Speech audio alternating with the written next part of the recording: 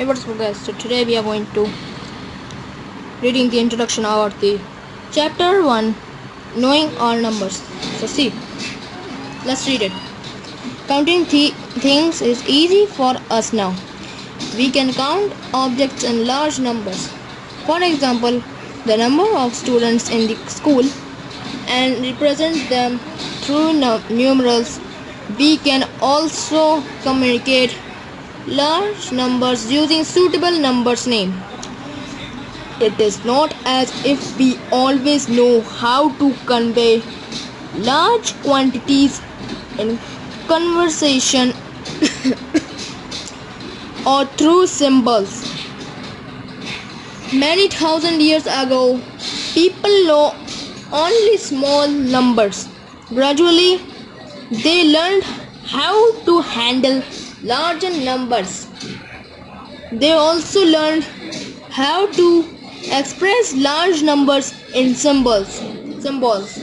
All this came through collective efforts of human beings. Their path was not easy. They struggled all along the way. In fact, the development of rule of mathematics can be understood this way. As human beings progressed, there was greater need for development of mathematics, and as a result, mathematics grew further and faster. We use numbers and know many things about them. Numbers help us count concrete objects. They help us to say which collection of objects used in many different contexts and in many ways. Think about various situations where we use numbers. List 5 distinct situations in which numbers are used.